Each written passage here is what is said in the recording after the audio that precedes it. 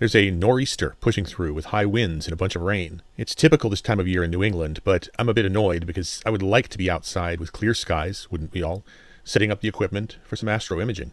This is the view. This is actually a view from the backyard this morning. I took this with my iPhone when things were still pretty mild, so not bad, but clearly not a day you'd get out to set up a telescope. Now, here's the view from the side yard when things started to pick up around 3 p.m. This is your typical nor'easter kind of look. Lots of plant life being blown around, a lot of rain. So while this is happening, I thought I'd pick up a project I've been thinking about for a while, and that is to build a sort of a prototype of a polar scope camera using a 3D printed copy of the polar scope cap for the iOptron CEM25P and a cheap USB cam.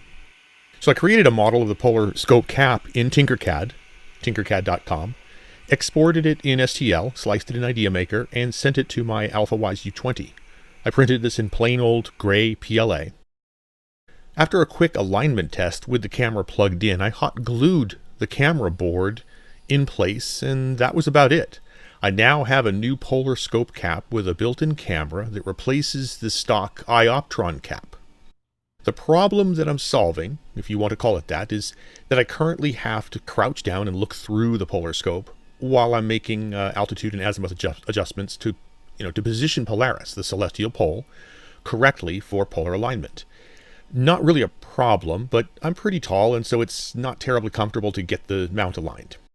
So here's my CEM25P mount with my William Optics GT81 and my color imaging train. I almost always set up the mount, scope, and imaging gear in the house on my Astro cart. That's what I call this.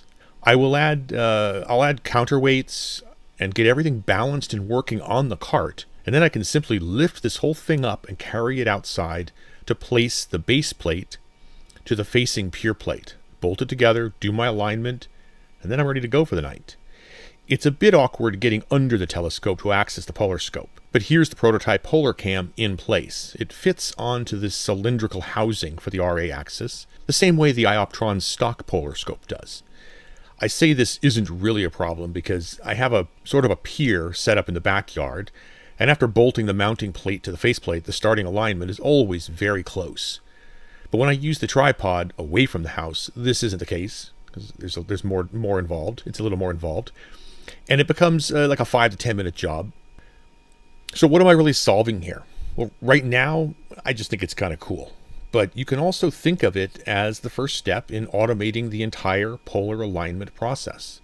Take a look at the motorized polar alignment offered by Avalon Instruments. See the link below.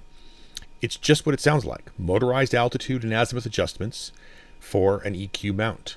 Combine this with the ability to remotely see through the polar scope, and you have an easier alignment path. I don't want to say I'm lazy, but yeah, okay, I'll say it.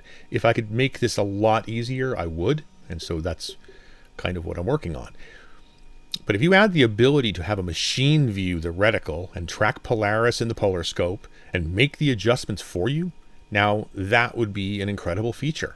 I'm imagining an equatorial mount and tripod in the not too distant future that you will set down at a location, turn it on, and it will auto level, auto polar align, and be ready to go in a few minutes.